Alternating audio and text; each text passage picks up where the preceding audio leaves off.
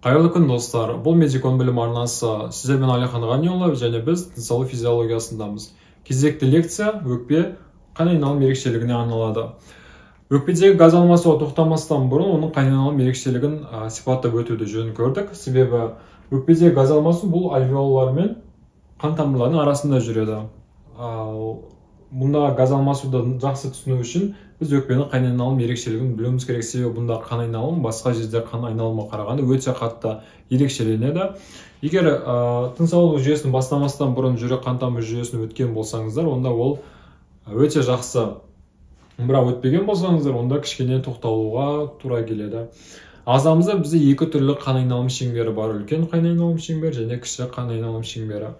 Үлкен қан айналым шеңбері ол сол жақ қарыншадан басталады. Аорта тамырымен бұл жерде артерия қан шығады, қолқа артериясы. Сөйтіп ол бүкіл ағзаға қоректі заттар мен оттегін тасымалдап, онда қалдық заттарды алады да, сөйтіп вена қанына айналады. Сонымен вена қандары жинақталып келіп, сол оң жақ жүрек шүйе құяды. Осымен бізде үлкен қан айналым шеңбері аяқталады. Үлкен қан айналым шеңберінің маңызы жаңа ағзаға қоректі заттар тасымалдап, бұнда керек емес газдар мен қалдық өнімдерді жинап шығу. Сонымен оң жақ жүрек шүйе құяды, одан оң жақ қарыншаға құйып, оң жақ қарыншадан бізде өкпе сабауы, өкпе артериялары басталады. Өкпе артериялары басталып, олар енді өкпеге барады да, өкпеге жаңа көмірқышқыл газын береді, тіндіден жинақталып келген, сөйтіп оттегі қанығып, қайтадан артерия қанына айналады. Мына жерден өкпе артерия шығады, бірақ ішіндегі қан ол вена қаны. Өкпеге оттегі қаныққаннан кейін қайтадан олар вена тамырларымен жинақталып келіп, сол жақ жүрек шүйе құяды. Сөйтіп бұл жерге енді көмірқышқыл газдан қаныққан қан шыққанымен өкпеден өткеннен кейін енді мына жерге оттегі қаныққан қан шығады. Қан келеді. Сөйтіп ол сол жақ қарыншаға құйып, қайтадан үлкен қан айналым шеңберіне түседі. Жалпы қан айналым шеңберінің кішкене шолуы осындай. Тереңірек түсіне білсеңіздер, каналда жүрек қан тамыр жүйесіне арналған лекциялар бар, қарап көрсеңіздер болады.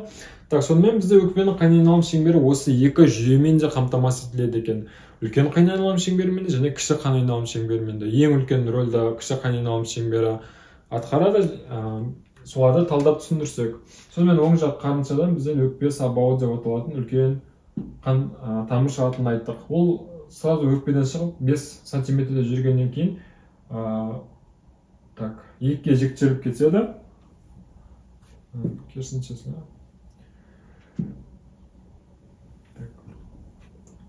Мынау белгілі бір сызба нұсқасы, нақты анатомиялық құрылысы емес. Өкпе сабауы шыққаннан кейін бірден екіге жіктеліп кетеді. Оң өкпе артериясына және сол өкпе артериясына. Әр артерия сәйкес өзінің өкпесіне барып, онда бірнеше тармақтарға тармақталады. Ал мен сегменттік артериялар, үлестік артериялар, солай бронхтар қалай жіктеледі, дәл солай бұл тамырларда жіктеледі. Жіктеліп келіп, ең соңында ұсақ капиллярларға тармақталады. Әрбір капиллярлар альвеолардың сыртын қоршайды. Мұнда қан айналым ерекшелігі өкпедегі альвеолар өте көп. Онда капиллярлар өте көп. Бұнда капиллярлар, мысалы, бір альвеолаға бірнеше капиллярдың, егер гистологиялық препараттан қарайтын болсаңыздар, қан тамырлардың келіп тұрғанын көресіздер. Бұның маңызы неде деген сұрақ, яғни неғұрлым қан тамыр көп болған сайын, ол жердегі газ алмасатын аймақта соғұрлым көп болады деген сөз. Содан олар капиллярларға жіктелгеннен кейін газ алмасу жүрді. Газ алмасу жүріп, көмірқышқыл газын беріп, оттегі қаныққаннан кейін енді олар капиллярдан ары қарай венулаларға жалғасады. Өкпе венулалары жинақталып келіп, өкпе веналарына жинақталады. Әрбір өкпеден екі өкпе вена шығады.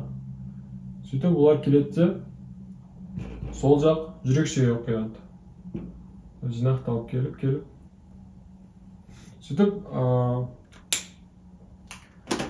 мұнан көмірқышқыл газына қаныққан қан шыққан болса, енді оттегі қаныққан қан келді.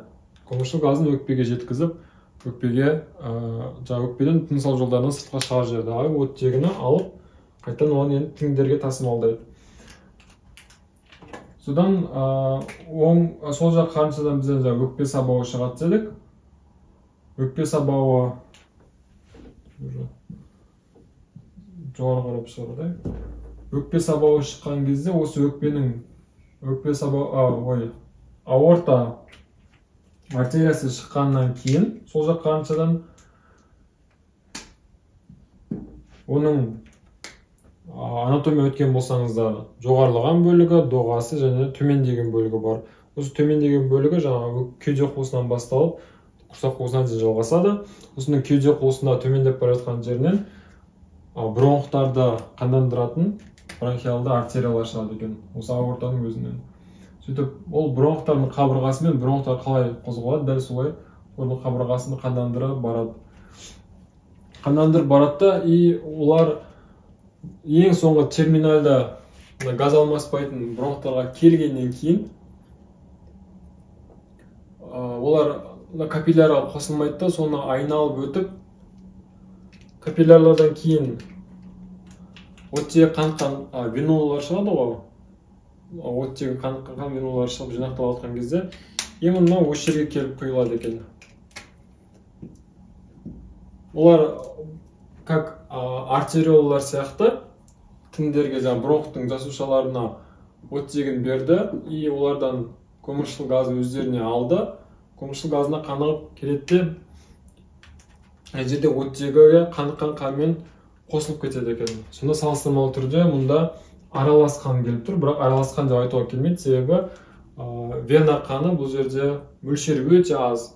Мысалы өкпеде бір қайнаған айналым кезінде 150 миллилитр кіші қайнаған айналыммен қозғалып өтеді. Ал мұнда келіп құйылатын қан ол өте аз мөлшер, мысалы 5-10 миллилитр болуы мүмкін, яғни мардымсыз болады. Бірақ осында екі қайнаған айналым шеңбер ерекшелігі бар екенін біліп жүруіміз керек. Яғни өкпенің қандануы әрі үлкен қайнаған айналым, әрі кіші қайнаған айналым шеңбермен қамтамасыз етіледі екен.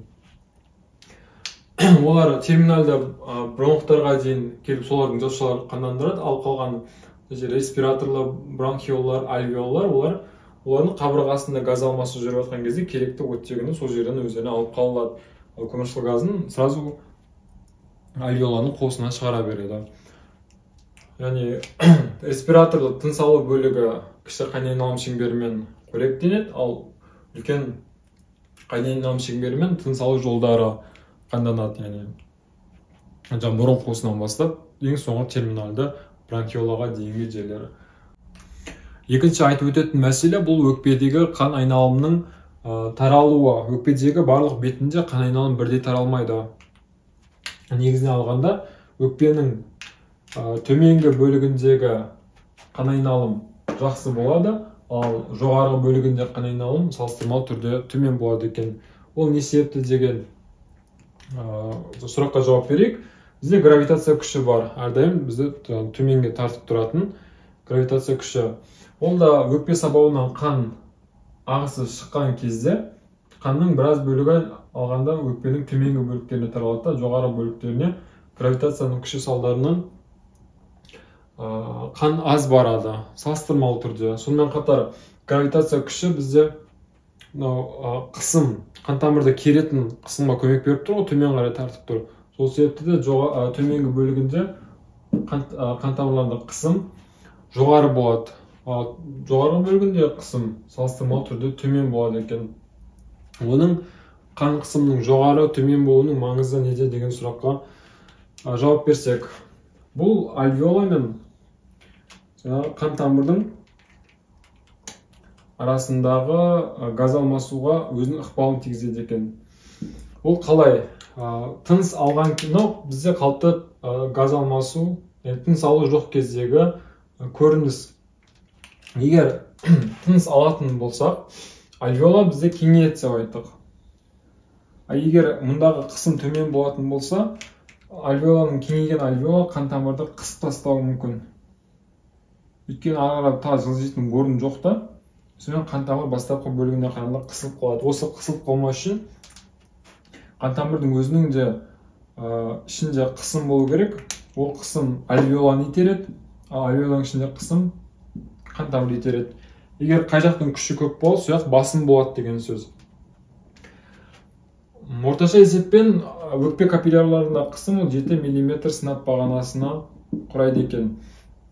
Егер дем алған кезде альвеоладағы қысым осы 7 мм-ден артып кететін болса, онда қан тамыр тарылады. Неғұрлым артқан сайын, ол соғұрлым қан тамыр тарылып, ең соңында вообще бітеліп қалуы мүмкін.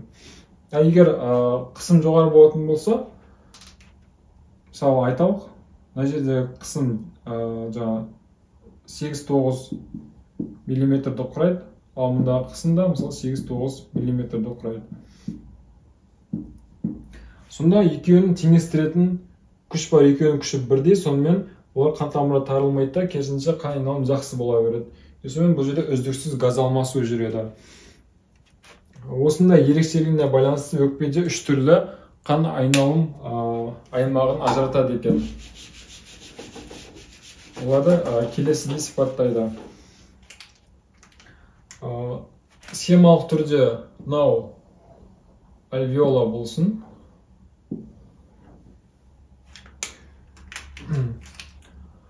Мынау соған келетін капилляр. Бірінші зона дем алған кезде капиллярлар мүлдем бітеліп қалатын зоналар, тарылып, қысымға шыдас берместен. Екінші зона дем алған кезде бітеліп қалмайды, бірақ тарылу орын алады. Мұнда мүлдем бітеліп қалады. Екінші зонада ол просто тарылу болады.